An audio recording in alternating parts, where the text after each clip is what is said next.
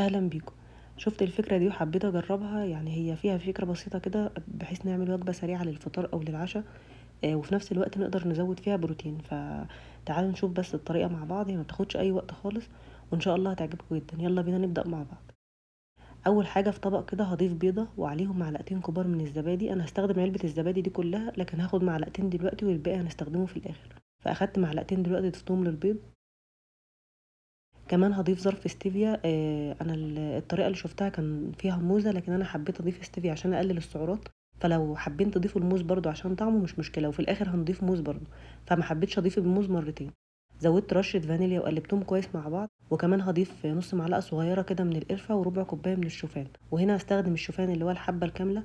هو طبعا تقدروا تستخدموا اللي تحبوه، لكن القصد ان هو الطريقه سهله، يعني مش لازم اننا نطحنه او نشتري المطحون جاهز. الحبه الكامله هو الاساس اصلا في الوصفه.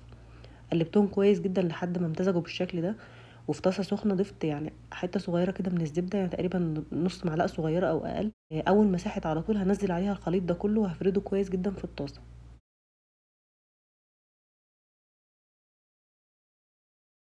هوزعه كويس جدا بحيث يعني اوصل لاقل سمك ممكن ان انا نقدر نعمله. حجم الفطيره او البانكيك ده مش كبير قوي، يعني زي ما هو واضح كده هو بحجم الطاسه دي بالظبط.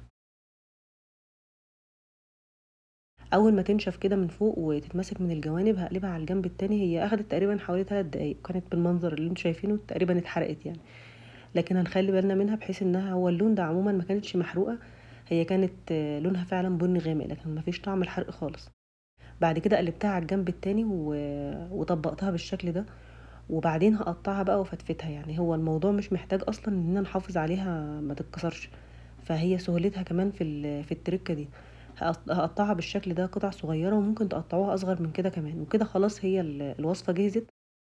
فردتها كده في طبق التقديم، وهضيف عليها باقي كميه الزبادي اللي احنا سيبناها من العلبه في الاول. كمان تقدروا تضيفوا عليها اي فاكهه تحبوها. انا هنا زودت التوت، ممكن الفراوله، هي اي نوع من انواع التوت هتليق معاها والفراوله. كمان جربتها مع التفاح كان طعمها حلو جدا. وكمان زودت موزه حجمها صغير، ولو الموزه كبيره استخدموا نص واحده بس، لان هي مش محتاجه موز كتير اصلا، احنا حليناها بستevia. ومعلقه من زبده الفول السوداني، معلقه صغيره. وبس كده الوصفه جاهزه. هنقدمها على طول او هتتاكل على طول وهي دافيه.